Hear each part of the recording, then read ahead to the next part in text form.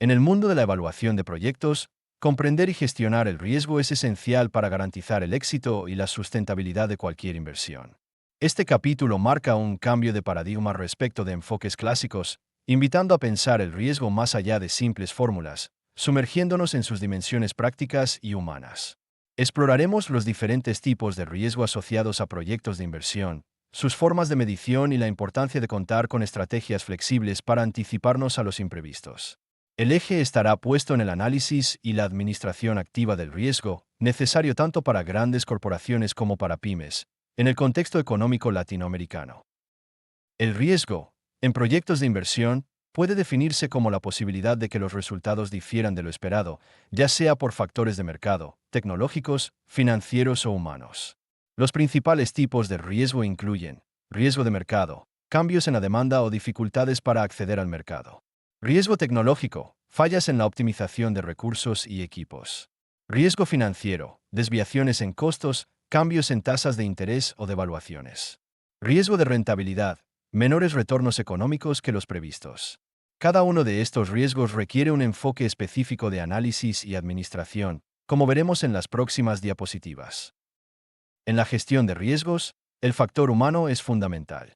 Muchas veces, los errores en las estimaciones del mercado, en la implementación tecnológica o en la administración de costos surgen por fallas humanas más que por condiciones externas. Por ejemplo, un mal cálculo en la demanda potencial o una subutilización de equipos por falta de capacitación técnica pueden llevar a escenarios de quiebra anticipada. Identificar y minimizar estos errores humanos requiere experiencia, análisis de datos duros y blandos, y una cultura de creatividad e innovación dentro de la organización. Los equipos interdisciplinarios y el aprendizaje continuo resultan ser aliados claves para anticipar y resolver problemas antes de que se conviertan en amenazas graves para la viabilidad del proyecto. La administración del riesgo en proyectos de inversión persigue dos objetivos principales: cuantificar el riesgo mediante herramientas que permitan anticipar posibles pérdidas o desviaciones frente a lo planificado. Prevenir la bancarrota mediante acciones que aseguren la resiliencia del negocio ante las adversidades. Estas metas se alcanzan con el análisis integral del entorno, el monitoreo continuo de indicadores y la aplicación de respuestas ágiles. Un ejemplo claro fue la crisis económica global de 2008, que evidenció cómo empresas con buena gestión del riesgo lograron sobrevivir pese al cambio drástico en las condiciones de mercado. Adaptarse, diversificar y mantener margen de maniobra frente a posibles escenarios es clave para el éxito. Los métodos clásicos para analizar el riesgo, como el cálculo del valor esperado y la desviación estándar, adolecen de ser subjetivos y limitados. Las probabilidades asignadas a distintos eventos suelen basarse en supuestos poco realistas o en datos insuficientes, generando resultados teóricos que difícilmente se aplican en situaciones prácticas.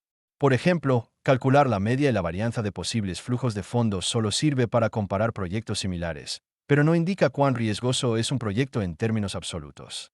Además, los métodos probabilísticos requieren que todas las alternativas tengan el mismo nivel de inversión y horizonte temporal, lo cual no es frecuente en la realidad de los mercados latinoamericanos. El método Monte Carlo y los árboles de decisión son enfoques alternativos para tratar el riesgo en proyectos de inversión. El Monte Carlo simula miles de posibles escenarios económicos empleando distribuciones probabilísticas, lo que puede aportar valiosa información si se cuentan con datos empíricos sólidos. Sin embargo, en economías inestables, como las latinoamericanas, estas probabilidades suelen ser inciertas e inútiles a largo plazo. Supongamos una empresa que evalúa instalar una planta pequeña, mediana o grande para envasar alimentos. En un árbol de decisión, se asignan probabilidades a la demanda alta, media o baja para cada tamaño de planta. Se calculan así para cada ramificación los valores esperados y se elige la alternativa con mayor retorno. En la práctica, la dificultad radica en asignar probabilidades realistas a cada escenario y actualizar los cálculos frente a cambios bruscos en el contexto económico, como inflación acelerada o cambios de política monetaria. Este método es más aplicable cuando se cuenta con información confiable y mercados estables, condición poco frecuente para la mayoría de los emprendedores latinoamericanos. Cuando no se pueden asignar probabilidades confiables, se aplican métodos bajo incertidumbre, como regla de Laplace. Considera iguales probabilidades para todos los eventos futuros. Regla Maximin. Elige la alternativa que maximice el peor resultado posible. Regla Maximax. Busca maximizar el mejor resultado posible. Estos enfoques son simples y útiles cuando la información es escasa, pero pueden llevar a decisiones demasiado conservadoras o arriesgadas. En inversiones chicas o en entornos de alta volatilidad, suelen preferirse para evitar sorpresas desagradables ante la falta de datos sólidos sobre el futuro. Dada la volatilidad de los mercados latinoamericanos, se propone un enfoque basado en la administración activa del riesgo. Utilizar solo datos confiables del presente, evitando decisiones fundadas en proyecciones a largo plazo. El proyecto solo se ejecuta si es rentable bajo las condiciones actuales, asegurando flexibilidad para ajustar estrategias según evolución en el mercado, la tecnología o el entorno económico. Este enfoque recomienda evaluar periódicamente las métricas principales del negocio, tomar acciones ejecutivas ante cualquier desviación negativa, incentivar ventas en épocas de retracción y sostener márgenes de rentabilidad que otorguen margen de maniobra. Así, la toma de decisiones se vuelve más pragmática y asertiva. Un aporte clave del enfoque es eliminar el factor inflacionario de los modelos económicos. En la práctica, esto significa realizar cálculos de rentabilidad, como el valor presente neto, VPN, sin considerar la inflación. La comparación de proyectos bajo diferentes tasas de inflación muestra que, si el nivel de ventas se mantiene constante, la rentabilidad es la misma, independientemente del escenario inflacionario. Esto permite tomar decisiones con menor incertidumbre, simplificando el análisis y enfocándolo en los factores controlables por el equipo del proyecto, como la eficiencia productiva y la calidad del producto, más que en factores externos e impredecibles. Presentamos un caso práctico para ilustrar este concepto. Inversión inicial, $5.935 millones, valor de salvamento, $3.129 millones, TMAR sin inflación, 15%, flujo neto de efectivo, $1.967 millones anuales. El cálculo del VPN por 5 años, a tasas constantes y sin inflación, arroja un resultado de $2.214 millones. Repitiendo los cálculos con distintas tasas de inflación, el resultado sigue siendo el mismo. Esto demuestra que las proyecciones inflacionarias no afectan la decisión mientras la operación y las ventas se sostengan, facilitando una toma de decisiones más sencilla y certera. El nivel mínimo de ventas es la cantidad a partir de la cual el proyecto sigue siendo rentable y no peligra la inversión. Por ejemplo, en una planta de elaboración de mermeladas, el análisis determinó que debe vender al menos 780 toneladas anuales, aproximadamente 75% de un turno completo, para cubrir su TMAR del 15%. Si las ventas caen por debajo de ese punto, la empresa deja de ser rentable. Si se mantienen o suben, hay margen para resistir escenarios adversos. Este dato guía la administración del riesgo, anticipando acciones cuando se detecta una baja en ventas y permitiendo ajustar estrategias rápidamente. En 2008, la crisis financiera provocó una fuerte caída en la demanda mundial de numerosos productos. Algunas empresas sobrevivieron gracias a una administración activa del riesgo de mercado. Cuando detectaron bajas en ventas, invirtieron en campañas promocionales, optimizaron la gestión comercial y mejoraron productos.